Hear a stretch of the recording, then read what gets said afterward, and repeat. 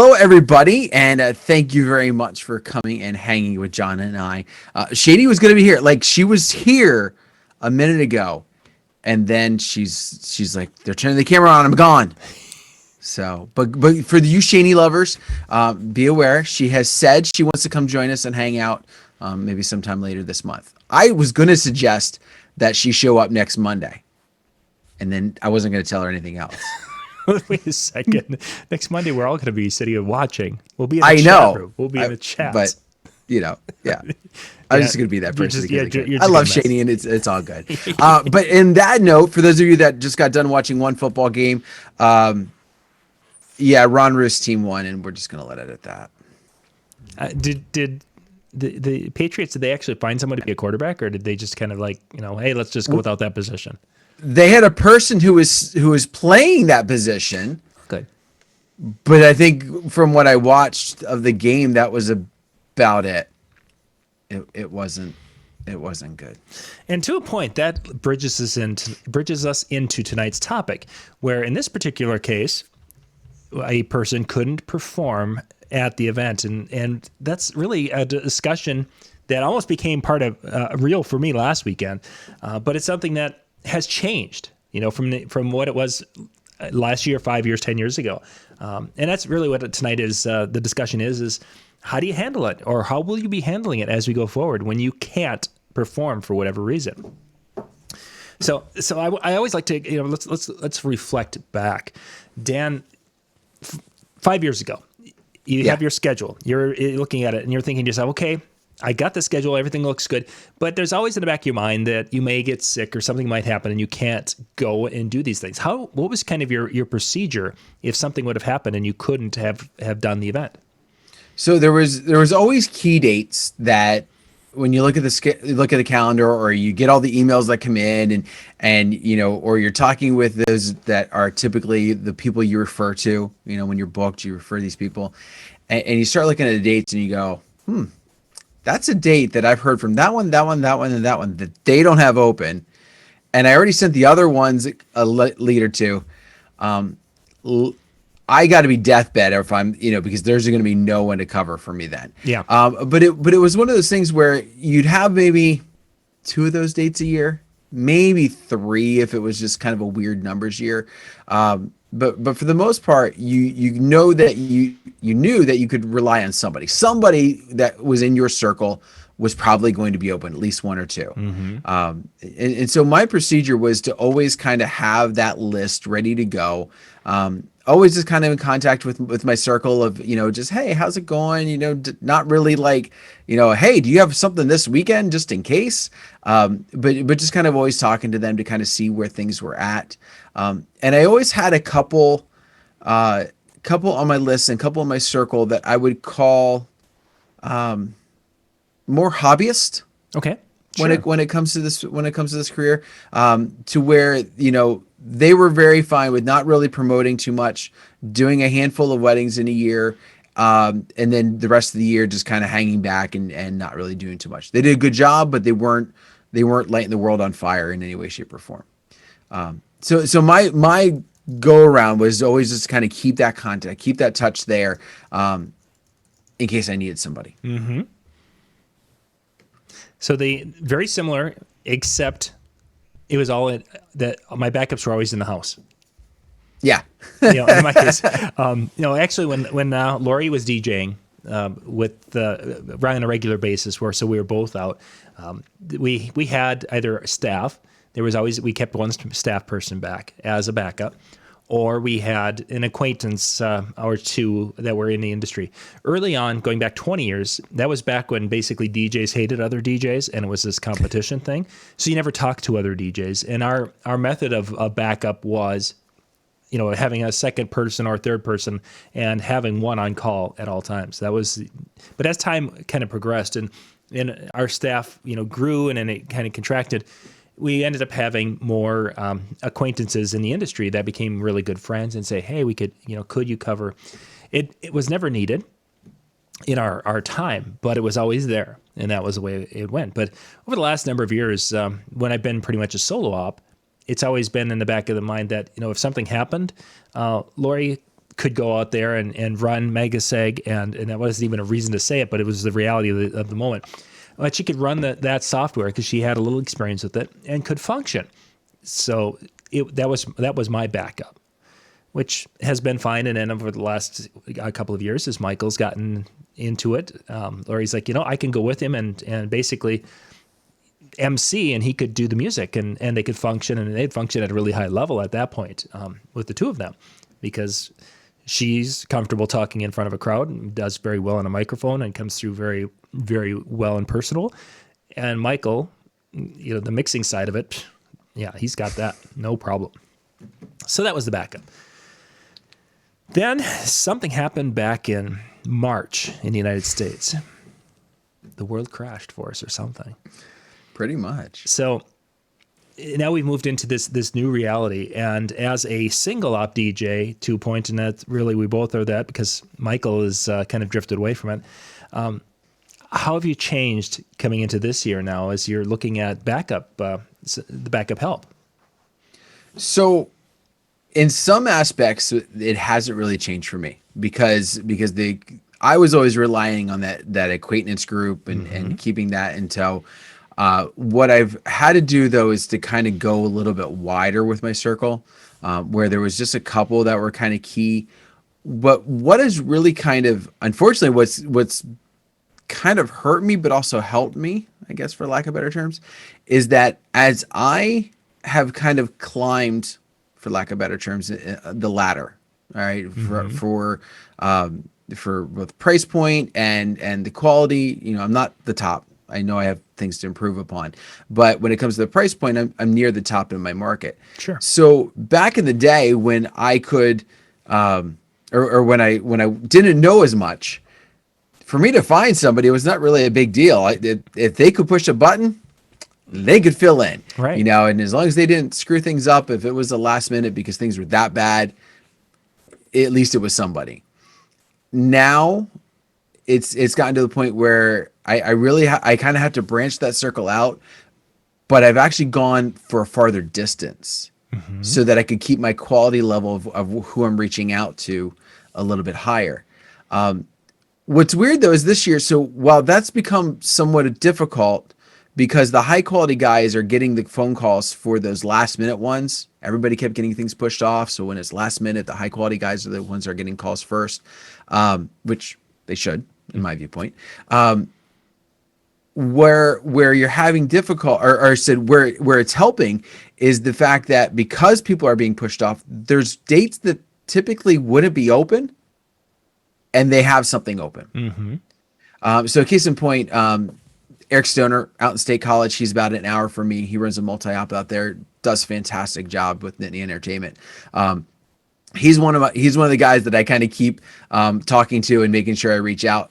October 10th, this weekend, 10/10/2020. I mean, it was the date for pretty much everybody, and anybody that was anybody, for the most part. And I don't take this the wrong way if this wasn't you, was sold out. Like had something on the books and could have sold it 10 times over probably, because everybody started pushing dates back. He suddenly had a bunch of openings. So he was reaching out to me, hey, if you get any more calls like this, send them my way. And so, his crew is also one of those that, they're typically farther than I would have reached out. But in the same respect, knowing that because they're hurting to kind of fill that calendar from some of their postponements, they're going to make things work as well. For sure. So it's weird because I feel like COVID has allowed me to kind of branch out because I never was in that immediate circle. Like with you, Lori, Michael, you go down, so do your acquaintances. Exactly. Then that's my biggest downfall is that I have been over the last few years through the Disc Jockey News connections. I've been trying to connect with more DJs locally. I mean, I had some of my friends, but some of the guys who I started with have kind of semi-retired from the biz. So they're not doing weddings anymore. A couple of them haven't done a wedding for 5 years. They'll do a backyard party twice a year, and there's their DJ work. So I've had to kind of been trying to extend that prior to 2020 and in the last couple of years. So that's been nice to be able to see some new people and get some new faces on your Rolodex, for lack of a better way to describe it. And then when you come into this situation, is that now if I am sick, and I specifically sick in a COVID situation, that takes out my whole household. So now my options become, I have a college student up in NDSU, so there is that. Brandon becomes my if I can't find anyone else, because he's got a little experience but not a ton, and he's basically that push play type of guy you were referring to earlier. But it's the trying to have that group, and that group it's interesting how that group has evolved. Specifically, is that I think I last week I ended up talking to 8 DJs, and we'll get into the reason why on that. How last year those 8 DJs were very active DJs, and this year they're not. A couple of them are, and it's not because of the gigs not being there. One thing that's kind of a little weird thing is. We're just talking, Shani did her segment for next week, and Illinois is basically shut down. Chicago is pretty much shut down, and people haven't been doing. Minnesota is kind of shut down in some ways. You're still able to do some dances here and there. The more chain hotels type of places are doing small. They're not doing much of anything. They'll do a small event and that's it. But some of the more mom and pop backwoods places, they're doing weddings, and some of them are doing very big weddings. A couple of them have been busted. A couple of them have become super spreader events that have hit the news. But there's things going on now. DJs are working here in Minnesota at a level. So it's interesting to see how those 8 contacts, how that's changed. So, last week it looked like this might be my first time in 30 some years of not being able to do a show. Have you ever had that situation, Dan, or have you been, knock on wood, able to do pretty much all of them? Knock on wood, give me the salt and throwing it over my shoulder. I've had sore throats. I've had deaths in the family. I was there. Mm-hmm. Yeah, and we've been there throughout. My partner actually, he was early on when we first split into 2 for the Sound Force back in that day. Warner actually went and broke his leg the morning of a wedding, and did the wedding with a splint from the doctor on a chair. And we always basically said, if Warner can do a wedding with a broken leg, we can go with the sniffles. Yeah. Up until 2020, you unfortunately can't do that anymore. So getting back to last week, finished Monday when I did the show with you, Dan.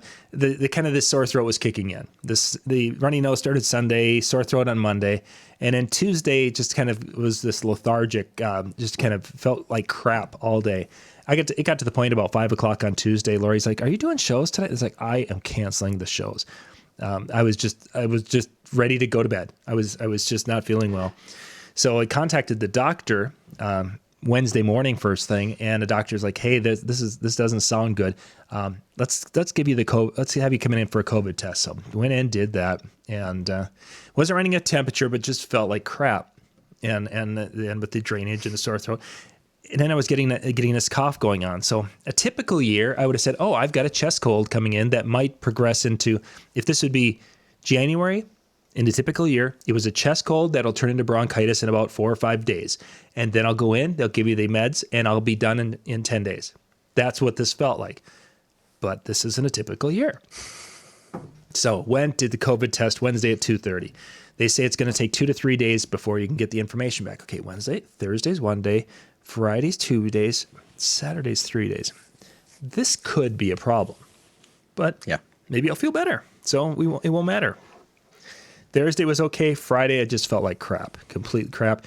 So I started actually Thursday just to kind of put feelers out with some other people I contact. And it was like talking to DJ A. They're like, I've got I'm a cancer survivor. I'm not taking shows. I may never DJ again. This is a person who is very, very active, was doing like 4 nights of clubs. I mean, it would be like a Minnesota version of Shani. Is what that person was, where in the clubs, and if you're not in a club, they're out doing mobile, very, very active and very busy, not going out and doing anything. Okay. And it's like, okay, so what are you doing? Well, I've got a party. This, person B, I've got a party, but it's in the backwoods in northern Minnesota, and they're going to have like 400 people or something. And they're going through, and it's like, oh my gosh. They're like, yeah, but I'm under my personal tent. It's a 10 by 10 tent, and nobody can come in. They have to stay out there, and they're staying there, and I'm in there, and off they go. Those underground events. So of the 8, 2 weren't doing shows anymore for 2020. The others they all had something going on Saturday night. So then I started, then Friday night, as I was feeling crappy all day Friday, I started and went to a couple of others that I know of, but I don't talk to on a semi-regular basis. Nobody was available. It was just getting to that point, and it's like, oh my gosh, is this going to be the first show I can't go to? Because if I feel I could probably power through, as a typical, but if I find out that Saturday at some point in time my email comes across and it says, "Bing, you're positive," what do you do? Yeah. I mean, the liability alone for that situation, I think is just like, that was the thought that I had run through my head with you, because I know when we talked, you were telling me you weren't feeling so hot and stuff like that. And I'm like, okay, that's not great, but fortunately hopefully it's not COVID. And then as we get, and then you said, well, I got the test, and I'm like, in my head, I'm thinking like, oh my gosh, I hope he doesn't, this doesn't come back, because if you get stuck, I mean, that's the thing. If it's positive and you show up to an event and you do it, and let's assume for a second, just one person, like you don't get like a bunch of people, you get one person. The liability from that, because you knew, and you went out, and in some states, and I don't know if Minnesota's doing this, but I've been reading about some states where if it's like you test positive and you go out in public, like there's huge fines, there's potential jail time, like there's all these things. And granted, I'm reading this just kind of briefly, and so if I misquoted, I'm sorry, but there's huge things that can come back on you for that. So it's just like, where is where is your protection? Like where do you draw that line of oh boy? Yeah, exactly. And one of the things, if you guys have checked your liability insurance, that would not be covered if you somehow. And I had a conversation with the DJ yesterday about this, and they're like, oh, they'll never be able to trace it, and they couldn't prove it was you and not someone else. Well, if you happen to follow tonight, when they were talking about contact tracing in the White House, that they can go and genetically contact trace the virus, and they can almost tell the succession of where it started, who spread to who as they're going through this. I mean, it's kind of scary of how well some of this information can come through, and they can basically then point to say, oh, you're the person who brought it into the White House. They're just about, I mean, some doctors say that they can accurately do that, but I mean, that just being close is scary, because in our case, oh yeah, we can test, and we know that the DJ brought it into the party. Oh, really? And then we find out, well, the DJ found out on Friday that he was, COVID positive, but yeah, so. Well, and even so, even if let's say the tracing isn't there, it's not hard to come out if you were sick and you tested positive. I get the asymptomatic, like you could somehow pull that one off and potentially hide it, assuming that your results never were made public. But if you were somewhat sick and you tested positive, it's not hard to figure out the one person who's in that scenario or in that situation. So. Yeah, exactly. And that was obviously a huge concern. So as I get up Saturday morning, and after a 13-hour, I basically crashed at 8 and woke up at 9 the next morning, felt much better. And it's like, yay, this is good. I said, most likely I'm not, COVID positive and such. So but there's always that part of it. It's like, okay, one of our friends, Cubby, just finished up fighting the COVID stuff. He's actually feeling much better. He's going to be on probably next week with me.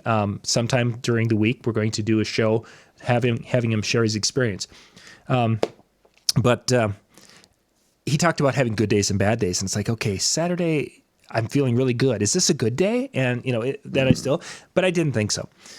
and I was talking to Lori about it, it's like, if before I leave today at noon, if all of a sudden I find out and it does say positive, what do I do? I can't find anybody. Da, da, da. And she's like, I don't know. Does a person just not look? If you don't know, you can't, you have that denial that, oh, I was feeling good and I didn't know my results came in. It's a tough call of how you play these types of things, especially if you are feeling a little under the weather. It's just a crazy, crazy time. Well, and even I feel like in some aspects, you almost have to be careful from the don't know case. You've had the test, like the doctor suggested you have the test. This isn't like, oh, I'm going to go get myself tested just in case. Mm-hmm. Like, the doctor wanted you to come in and have a test. And so I almost feel like there is some of that. Like for me, I would have a hard time. I would have a hard time knowing that the test hasn't come back yet. But also knowing that I'm stuck between, kind of a rock and a hard place. I reach out to everybody they can reach out to, and there's nobody that's getting back to me with any possibilities. And so it's like, what do I do in that aspect? Yeah. Yeah. I think one of the things that this really makes a solid case for is getting an assistant if you don't have one. And I know this is probably the year that you're almost like, really, that's an expense that I really want to deal with right now. But I really feel that it if nothing else, this pulls it in, because if you can train somebody to be there with the idea of running sound while you're emceeing, or to help with the setup, to all the little nuances of your stuff. Mm-hmm. They're already, first off, then they're already on the calendar for that weekend. Yeah. All right. And then you could say, well, it could be said, well, if you were with them the week before, would they have to quarantine too? And that's a whole other. It's possible, but I think the testing, and this is spent about a half hour on a phone today with a nurse from the Mayo Clinic in Rochester, getting information about COVID testing and how this is going to go forward into 2021.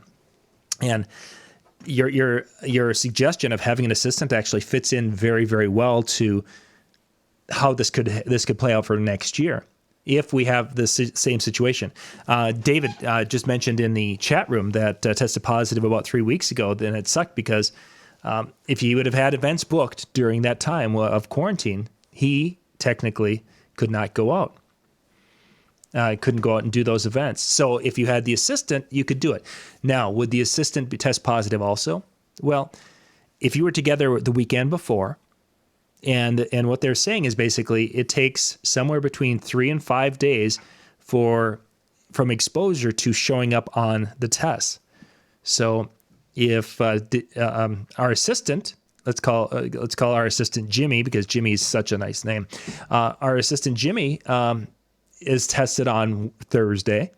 That would mean that if Jimmy tested negative on Thursday, that means they're probably good from the weekend before when they were with me. So then Jimmy could go out and do the event by themselves. So it could definitely work. The problem is the COVID tests themselves and the turnaround time. In Minnesota, and this is not national, but this is the situation we have in Minnesota. In your David, let us know. He's from Missouri. David, what was the time from when you took the test to when you got the results back? And please put that in the chat. In Minnesota, we have it can be anywhere from 1 day to up to 7 days. And it all depends on how busy the Mayo Clinic in Rochester is, because that's where a lot of the cases, or a lot of the outstate samples are sent. In my particular case, it took from till Saturday morning, about 10 o'clock. So it wasn't quite 3 days, but it was very close to 3 days. That's unfortunately going to be continuing into 2021 if there's going to be a high number of these, the 20 to 30,000 tests done a day, like their goal is in Minnesota. Fever. Okay, he hasn't gotten there yet. In Minnesota, we do have a 1 hour test, but that's being kind of rationed across the state to the hospitals that get a few of them, and it can only do so many per day of those 1 hour tests because there's so few of them. So they're rationed out and are keeping these for emergencies. So if somebody is in a car accident. They can come in, they can test them basically before on their way to the operating room and know if they're COVID positive before they start doing their operating and figuring out how they would have to handle them. For us as entertainers, this makes it really, really difficult because we could do a show Saturday. My show Saturday, there was a person in there who was sneezing and coughing and hacking. It's like, oh my gosh, I'm not used to being around that, people sneezing and coughing at that. And it was like, oh, I mean, it sounded like a person who is a chain smoker and had allergies, or you put the two together. They were just going, it was, and they were one of the workers there. So you've got that going on. So it's like, okay, you could see how in the right or wrong situation, I'll be exposed to some things on a Saturday if I'm doing shows on a regular basis. And then how, do you make yourself as safe as possible for the next weekend? It's going to be a tough balancing act as we go forward. David said, Dave did get back to us about how long. He said 2 days to get the results. He says he's in a small town, about 20,000 people, and just this week got a fast test at the urgent care, 15 minutes. Oh, so they've got him in Missouri. Nice, and that's going to make it much easier because ideally, as a wedding DJ, if I'm booked wedding after wedding after wedding, I could go in there and do my Saturday. Thursday, go in, and if I could get a 1 hour or 15 minute, 1 hour is what they have in Minnesota. Maybe it's a 15 minute, and they just say it's a 1 hour one. I don't know. But then you could take something on Thursday, and if you came out of that and you're negative, you're fairly confident going into this weekend's weddings that you're safe to be around grandma and grandpa. I think that's really what's going to be needed in our world as we go forward. Yeah, Dave, anyone afraid to cough in church or grocery store? Because of the last week, and I had that kind of that dry cough going on throughout. I mean, I probably have gone through 4 bags of cough drops last week. It was just crazy. I was thinking I was going to be that person up on stage coughing. And there was a couple of times like a coughing fit. You could feel it coming on. So that was one of those times where I had to go down and tie my shoe behind my DJ system and try to cough as quietly as I could. Oh yeah, you got to hide it when you can, just for the sheer looks, if nothing else. Yeah. Especially now. I mean, not that you'd ever really want to be that guy up there, up behind the DJ system. I don't like to drink and eat, and I don't mind making rude gestures. That's a different story. But of course, that's expected from you. Mm-hmm. But no, I think that you've hit on a pretty significant thing. You have to have a backup plan of some sort, and your backup plan, if it's been your family, that's a great backup plan, but you need to kind of look for another avenue, another piece. And I've struggled with the whole assistant thing. Like, I was getting ready to do it, and then the person I was trying to bring on board, they moved away. And so my backup plan, if my circle of people doesn't come together, my photo booth guy has had a career and has done DJing on the side, and he's kind of gotten out of it for a little bit. But I've had him when he's along with me. I'm like, hey, run the board. I'm gonna go out MC from the floor this time. Like, I'm gonna go out in the middle. I'm gonna lead this whole thing, and I can cue you for music, and so it's gonna come together a little bit better. And he jumps right in. He loves it. He's like, yeah, I'm good with this. He's like, I don't want to go out and do a ton of events, but helping like this is cool. So I think ideally bringing your plan to the forefront is going to help.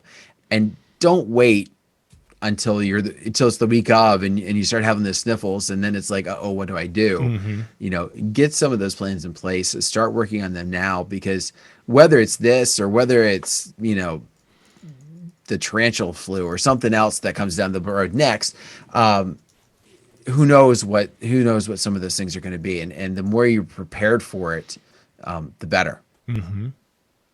Yeah, having those plans, and it's just the idea. If we'd have had this conversation, 2 weeks ago, of having a plan, I'd have been like, oh yeah, I've got contacts, I've got this handful of people, because I didn't realize how many underground, hidden, not talked about events, whatever you want to call it, were out there. Yeah. It's like, you're doing what? Oh yeah, there's this private barn, and they've been doing weddings with 300 to 400 people every weekend from May on. They've been having a great time. It's like, really? How? What?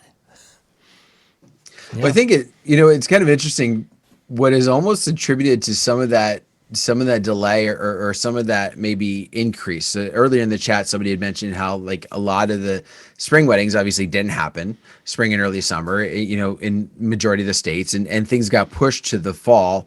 And for the states that are doing it, so PA has a situation right now where as long as it's outdoors, you can have up to 250 people. Mm-hmm. And what's being classified as outdoors is getting loosely interpreted by some of those venues that really just don't care. Yeah. But with that being said, your barns and especially with the huge popularity that they were to begin with, and then you add in the fact that they're one of the few places that are allowing the weddings to happen.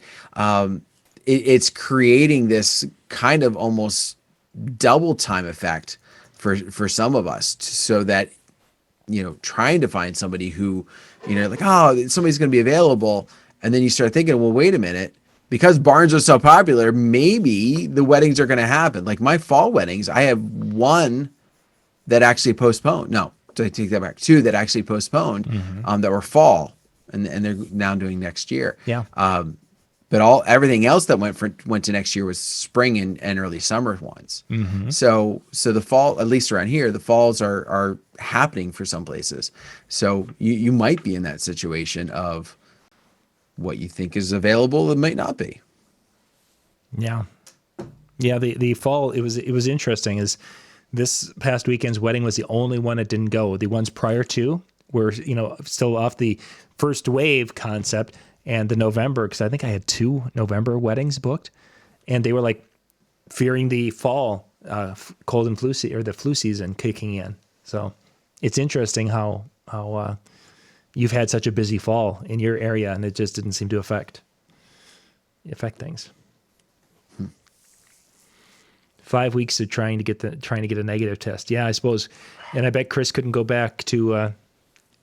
Technically, would not have been able to legally or safely go back to DJ an event, or really out in public, I suppose, without that negative test.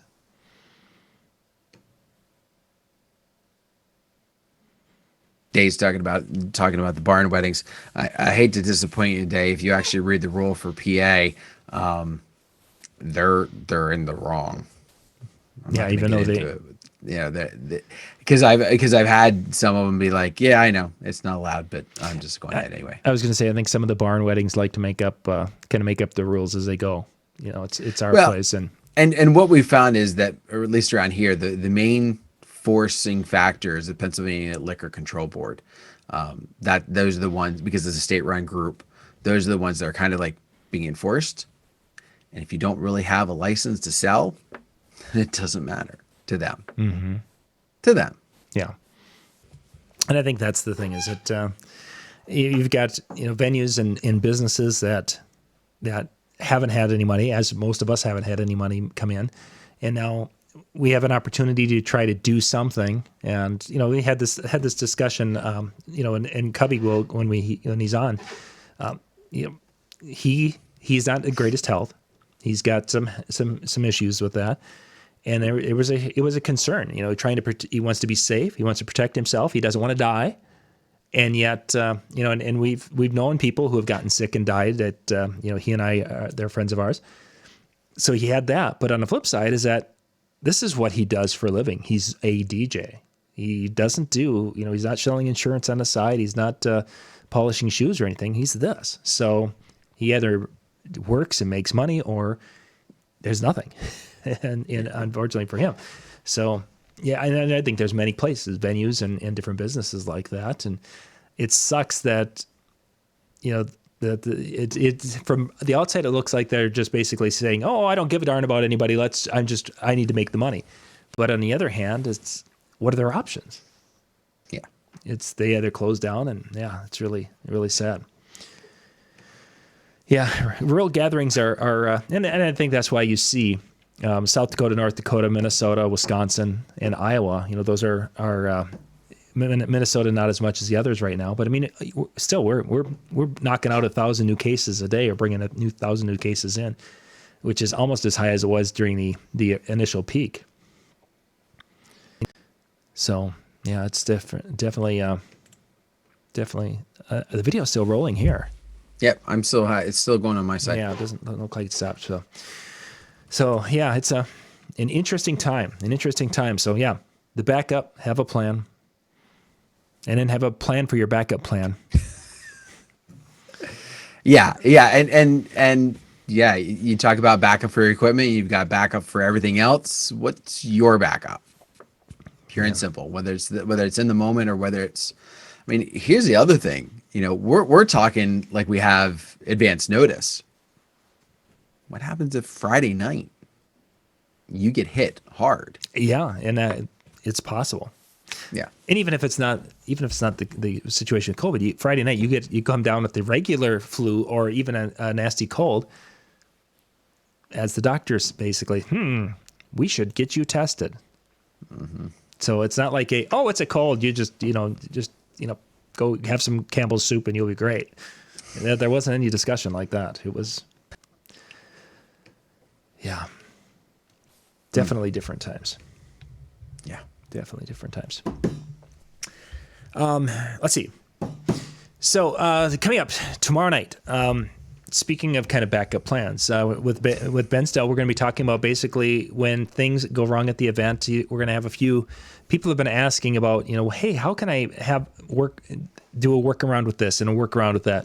So we're going to dig into that a little bit tomorrow night, on some ideas of, if this dies, how could you have a piece maybe, or something inexpensive to get you through? And specifically, one of the areas that we're going to dig into is when speakers go down. We've all talked about it. What's nice about having 4 powered speakers is that if one of them dies, you still have 3 to do something with.